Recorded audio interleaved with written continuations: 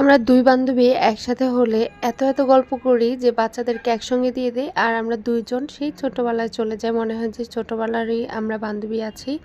তো আসলে কিন্তু আমাদের পরিচয় হচ্ছে 19 বছর ধরে, মনে হয় যে সেই ছোট থেকে বড় হলাম। তো আজকে কি করলাম সব কিছু শেয়ার করব, কার জন্য গিফট করলাম সব কিছু শেয়ার করব, সবটুকু ভিডিওর সাথেই থাকবেন। আর প্লিজ লাইক করে আমার পাশে থাকবেন, সাবস্ক্রাইব করে।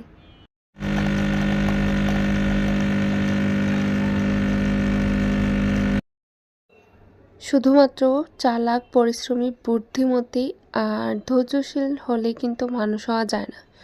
মানুষ হতে হলে মনুষ্যত্ব থাকতে হয়। ভদ্র কথা, ভালো ব্যবহার, উদারতা, মন, এই তিনটা জিনিস মানুষের আসল সম্পদ। চালাক তো শিয়ালও হয়। আসসালামু আলাইকুম, কেমন আছেন সবাই? আশা করি সবাই খুব ভালো আছেন। আলহামদুলিল্লাহ, আমরা বেশ ভালো আছি। আজকের ভিডিওটি হচ্ছে সকাল থেকেই শুরু করেছি। সকালে উঠে একটু বেলকনিতে গিয়েছিলাম, আর আমার ঘরের জানালাটা খুলে দিলাম। এরপর বেডটা গুছিয়ে চলে এসেছি রান্নাঘরে, আর রান্নাঘরে এসে রান্না করে ফেলেছি। এরপর করলাম ভিডিও। তো আজকে খুবই সিম্পল রান্না করলাম, সেটা হচ্ছে কি যে নিয়ে এসে মনে হলো যে খুব সিম্পলভাবে রান্না করে, যেহেতু বাইরে যাব। এখানে হচ্ছে দেখতে পাচ্ছেন যে শালগম ভাজি করে নিয়েছি, আর ওই যে প্রথমে রাখলাম ওখানে আছে হচ্ছে চিকেন কারি। তো আজকে এই দুইটাই থাকবে, যেহেতু বাচ্চারা বেশি ভেজিটেবল পছন্দ করে না, আর এক একজন এক এক রকম খাবার খায়, তাই আমি ওইভাবেই রান্না করি। এখানে ভাতও আছে, আর ওদিকে জগটাকে আমি ধুয়ে দিয়েছি মাটির, ওটা আমি রেখে দেব। মাটির জগটা আমার ভিতরে হচ্ছে একটু সাদা সাদা হয়ে যায়, এটা কি কারণে হয় যদি কেউ জেনে থাকেন অবশ্যই আমাকে কমেন্ট করতে পারেন। আর আমার মাটির জিনিসগুলো আমি কীভাবে ঠিকঠাক মতো রাখতে পারবো কমেন্টে জানাতে পারেন। তো সকালে আমি একটু খাবার বানিয়েছিলাম, তো সানকে পাঠিয়ে দিয়েছি প্যানকেক দিয়ে, সেটাই আমি আমার মেয়েকে দিয়ে দিলাম। তো মেয়ে তো মাশাআল্লাহ লেখাপড়া করছে আর টিভি দেখছে, দুইটাই কিন্তু একসাথে করছিল। ও কিন্তু স্কুলে ভর্তি হওয়ার জন্য একদমই ব্যস্ত হয়ে গিয়েছে। এখন ভাবছি যে একটু লেখাপড়া শিখে নিই, তারপরে স্কুলে দিব, যেহেতু দুজন ছেলে আছে। তো ওরা হচ্ছে স্কুলে পড়ে, আর মেয়েটাকে একটু আস্তে ধীরেই দিই, ওকে শিখিয়ে তারপরে স্কুলে দেব। এর জন্য স্কুলটাকে ওইভাবে খুঁজতেছি না, আর কোন স্কুলে দেবো সেটা তো ইনশাল্লাহ শেয়ার করবই। এই যে এদিকে কালার দেখছেন, ব্যাগ দেখছেন, আমার খুবই পছন্দের এগুলো। আর আজকে বের হবো হচ্ছে আমার আরেকটা বান্ধবীর ছেলের হচ্ছে বার্থডে, তো ওর জন্য কিছু একটা গিফট কিনতে যাব আমরা যমুনাতে। তো বান্ধবীকে কল দিয়েছিলাম, স্বপ্নাকে। তো ওকে কল দিয়ে বললাম যে আমরা বিকেলে বের হব, আমার মেয়েটাকে একটু ঘুম পাড়িয়ে তারপরে উঠে যাব, কারণ হচ্ছে ও তো একদমই ছোট, আর একদমই ঘুম না হলে কিন্তু বাচ্চা মানুষ একদম ডিস্টার্ব করবে।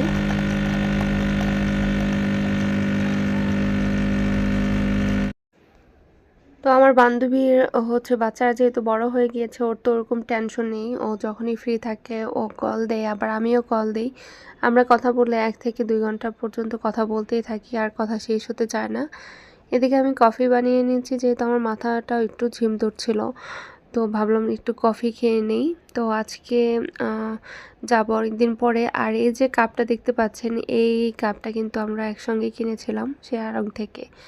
এখন আর এগুলো আসলে পাওয়া যায় না, আর এটা কিন্তু খুবই সুন্দর ছিল। এটার সাথে প্লেট ছিল, আরও কাপ ছিল, প্লেট ছিল, সবই কিন্তু ভাঙা শেষ। খালাদেরকে দিয়ে কাজ করলে কিন্তু এমনটাই হয়।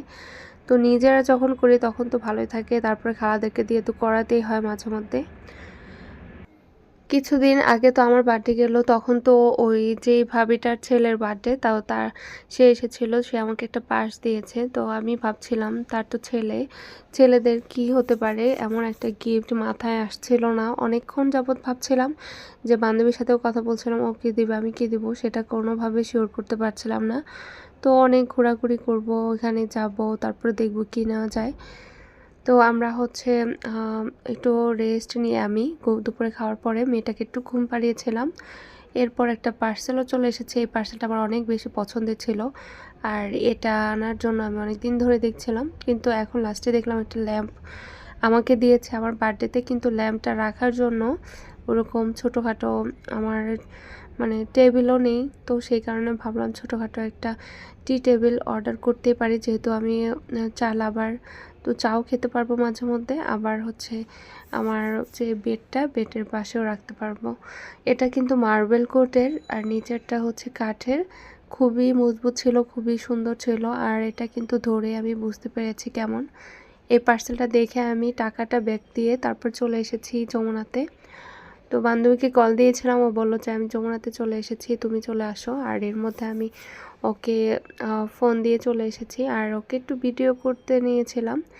তো ওখানের লোকজন বলেছে ম্যাম ভিডিও করা যাবে না, তো অফ করে দিয়েছি। এরপরে তো একটু আমরা যখন প্যাকিং করছে, মানে আমাদের গিফটটা নেওয়ার পরে প্যাকিং করছে, ওই সময় হচ্ছে একটু ছবি টবি উঠালাম, ভিডিও করলাম, মানে নিজেদেরকে নিজেরা করছে আর কি। তো বাচ্চারা তো খুব সুন্দর কথা বলছে, মিশছে। আর আমার মেয়ে তো মাশাল্লাহ বাইরে আসলে খুবই হ্যাপি থাকে, আর মীরাকে সালিনকে খুবই পছন্দ করে, ওদেরকে পেলে আর ওর কিছুই লাগে না। ও কিন্তু একটা মিশুক বাচ্চা মাশাল্লাহ, ও কিন্তু আমার মতোই সবার সাথেই মিশতে পারে, মানে অল্প সময়ের মধ্যেই কিন্তু মিশে ফেলতে পারে আর কি। ঠিক যেমন আমি ছিলাম, যখন আমি ছোট ছিলাম তখন এরকমই করতাম, আর আমার আম্মুও বলতো। আর এদিকে এই যে দুজনের গিফটটা সুন্দর করে র্যাপিং পেপার দিয়ে ঢেকে তারপর নিয়ে নিলাম। আর আমি নিয়েছি হচ্ছে ওয়ালেট, আমার বান্ধবী নিয়েছে ক্যান্ডেল হোল্ডার। তো দুজনেরটাই মাশাআল্লাহ খুব সুন্দর হয়েছে, আমাদের কাছে ভালো লেগেছে, এই জন্য নিয়েছি, ছেলে যেহেতু। তো আর যার বার্থডেতে যাব ও কিন্তু ছোট ছিল, ওকেও কিন্তু অনেক আগে থেকেই চিনি। আর সে এখন আসলে বড় হয়েছে, আমার ছেলেকেও পড়ায়, তো খুবই অবাক লাগে আসলে এগুলো। আর এই যে বাচ্চারা কিন্তু দেখতে দেখতে মাশাআল্লাহ বড় হয়ে যাচ্ছে। এই যে ছোট সানের থেকে একটু বড় সালিন আর মীরাও তো সুমিদের মতোই, তো দেখতে দেখতে আসলে বাচ্চাগুলোকে মনে হচ্ছে যে তাড়াতাড়ি বড় হয়ে যাচ্ছে, আর আমরাও হয়তো বা বয়স্ক হয়ে যাচ্ছি। তো যাই হোক, এদিকে এসে আমরা বাইরে চলে আসলাম, ওখান থেকে এসে আমরা একটা বেকিং দোকানে ঢুকে ওখান থেকে আমার মেয়ে আবার পেস্ট্রি খাবে, তো পেস্ট্রি নিয়ে নিলাম একটা। আর এখানে দেখলাম বাকলাভা আছে। বাকলাভা তো আমার খুবই পছন্দের একটা খাবার, অনেক দিন পর দেখলাম, মনে হলো যে এখনই খাই। তো এখান থেকে আমি আবার বাকলাভা অর্ডার করলাম। আবার আমার বান্ধবী হচ্ছে বারবার বলছিল কি খাবে কি খাবে, তো আমি না করছিলাম, তারপরে রিকোয়েস্ট করেছে অনেকবার, তারপরে ট্রিট দিল আমাকে আমার বান্ধবী। এই তো পিৎজা নিয়েছি, তারপরে শর্মা নিয়েছিলাম। তো দুজন মিলে চেয়ার্স করে খেলাম, খুবই মজা লাগলো। দুজনে গল্প করলাম, আসলে দুজন একসাথে থাকলে গল্প শেষ হয় না। আর এই যে বাকলাভাও কিন্তু নিয়ে এসেছি বাসায়। আর বাসায় আনার পরে আমার 4-5টা কিন্তু খাওয়া হয়ে গিয়েছে, আর সবাই একটা করে খেয়েছে। এরকমই হয়, মিষ্টি জিনিস কিন্তু কেউ খেতে চায় না। ওরা যদি ফল হতো বা টক জিনিস হতো তাহলে খেত, এছাড়া আর কেউ কোনো খাবারই খেতে চায় না। তো আমারই খেতে হয়েছে, আর আমার তো পছন্দের জিনিস, আবার অনেক দিন পরেও এনেছি, এই জন্য ভালো লেগেছে। তো যাই হোক, আমার যেহেতু ফ্রিজও ছিল না, এর জন্য কিন্তু খাবারটা খেয়ে ফেলেছি। আর এদিকে হচ্ছে রান্না বান্নার জন্য সব কিছু আয়োজন করছে, এটা পরের দিন। তো রেডি করে আমি হচ্ছে প্লেটগুলোকে বের করে নিয়েছি। মাঝে মধ্যে কিন্তু আমার এরকম মাটির প্লেটে খাওয়া হয়, আর মাটির প্লেটে খেতে ভীষণ মজা লাগে আমার কাছে। তো আজকে রান্না করেছিলাম বিরিয়ানি, আর সাথে ছিল লেবু, শসা, আর তো মজও এনেছিলাম, যেহেতু এটা মজো না থাকলে কিন্তু একদমই পরিপূর্ণ হয় না, এটা আমার কাছে মনে হয়। কার কার কাছে এরকম কমেন্টে জানাতে পারেন। আর প্লিজ আমার ভিডিওতে একটি করে লাইক দিয়ে যাবেন, কমেন্ট করবেন। আমার ভিডিওটিতে অনেক লাইক কম আসে। তো এই যে আমার কিন্তু রান্না শেষ, আমি কিন্তু খুব সুন্দর করে সার্ভ করে নিচ্ছি। আর ওরা যেহেতু নামাজে গিয়েছে, নামাজ থেকে এসে একসঙ্গে খাবো ইনশাল্লাহ। আর এইগুলো আমি সব কিছু রেডি করে তারপরে হচ্ছে শাওয়ার করতে চলে যাব, মেয়েটাকে শাওয়ার করাবো।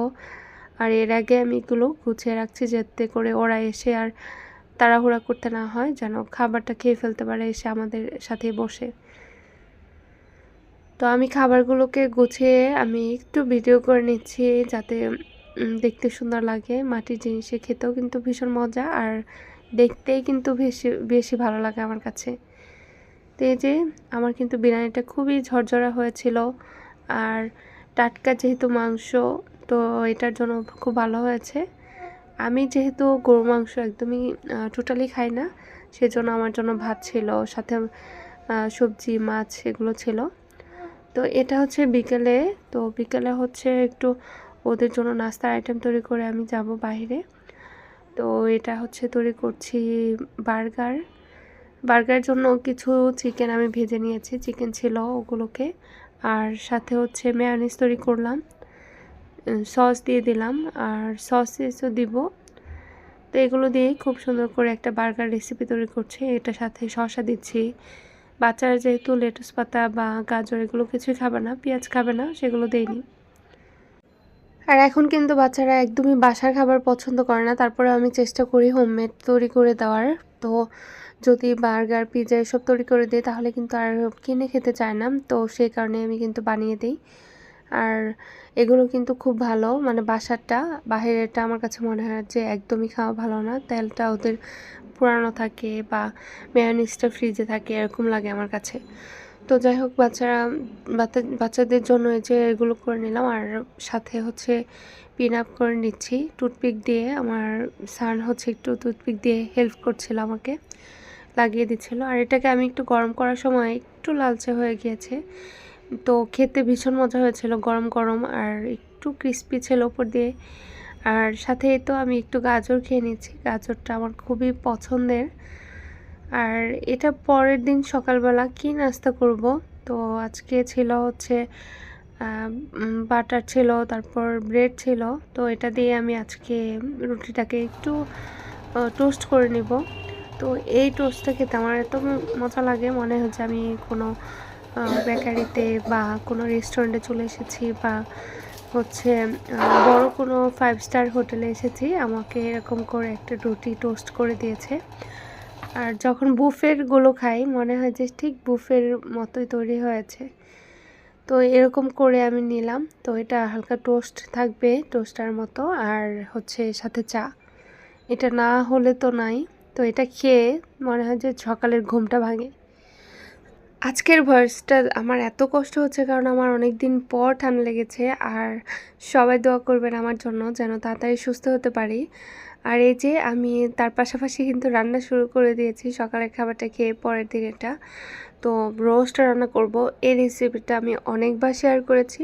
তো যাই হোক, অনেকেই কিন্তু সুন্দর সুন্দর রান্না পারেন, আপুরা ভাবিরা খুবই সুন্দর সুন্দর রান্না করতে পারেন। তারপরে আমি একটু দেখিয়ে দিচ্ছি যে একটু রোস্টটা রান্না করলাম, তো সেজন্য একটু দেখালাম।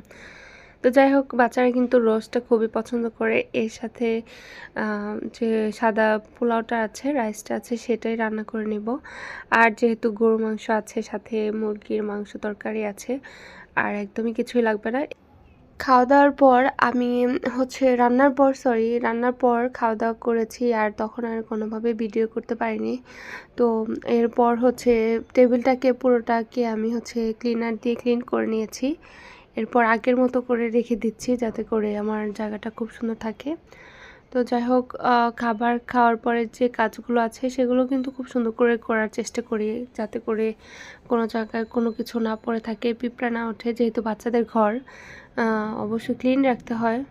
আর খালারা যেই কাজ করে যায় সেই কাজে কিন্তু কখনোই একদমই থাকা যায় না, সারাদিনই কিন্তু টুকিটাকি কাজ থেকেই থাকে। বাচ্চা যেহেতু বড় হয়েছে, এক একজন এক এক টাইমে খাবে, একটু একটু পর পর এটা করবে সেটা করবে, সব কিছু আসলে গুছিয়ে রাখতে হয় আমাকেই। আর খাওয়া দাওয়ার পর কিন্তু প্লেটগুলোকে আমি গুছিয়ে নিয়েছি, আর রান্নাঘরটাও কিন্তু গোছানো থাকলে মনটাও ফ্রেশ থাকে। এরপর একটা চা নিয়েছি, চাটা আমি খাবো। এটা কিন্তু ফ্লাওয়ারের চা। চাগুলো এত মজা ছিল, মানে আমি আসলে যখন ইচ্ছা তখনই খেতে পারতাম। আর এগুলোর ফ্লেভার এত এত সুন্দর, মানে আমি এগুলো যখনই খাই তখনই মনে হয় যে চার মধ্যে যে ফ্লেভারটা দিয়েছে ফুলের, সেটার মধ্যে আমি চলে গিয়েছি। তো এর ফাঁকে আমি হচ্ছে বিকেল দিকে মনে হলো যে একটু কিছু করে দেই বাচ্চাদেরকে। তো ওরা বললাম কি খাবে, তো লাস্টে আমি বললাম যে তাহলে পাকোড়া করে দেই, অনেকদিন ধরে তো পাকোড়া করা হয় না। তো এটা হচ্ছে পেঁয়াজের পাকোড়া, পেঁয়াজ তারপর ডালের, এটা করে দিলাম, আর এটাই খেয়ে নেবে বাচ্চারা। পাকোড়াগুলো খেতে ভীষণ মজার ছিল। আর ওদিকে কিচেনের যে জায়গাগুলো আছে মানে আমার জারগুলো আছে সব কিছু আমি যে একটু কয়দিন পর পর আমি গুছিয়ে নিই সেটাই আমি করে নিচ্ছিলাম। এদিকে হচ্ছে আমার যে চুলার পাশেই হচ্ছে জার রাখার যে জায়গাটা রেখেছি, জারটা রেখেছি মানে জার রাখার যে র্যাকটা বলে সেই র্যাকটা রেখেছি। এটার মধ্যে আমি সব জিনিসগুলোকে খুব সুন্দর করে ধুয়ে মুছে তারপর রেখে দিচ্ছি। আর এগুলো কিন্তু একদমই ময়লা হতে দেওয়া যায় না, যেহেতু তেল কাজটা আমার খুবই বিরক্ত লাগে। যখন যেটা রান্না করি তখনই সাথে সাথে ক্লিন করার চেষ্টা করি যাতে করে খুব ভালো থাকে এগুলো।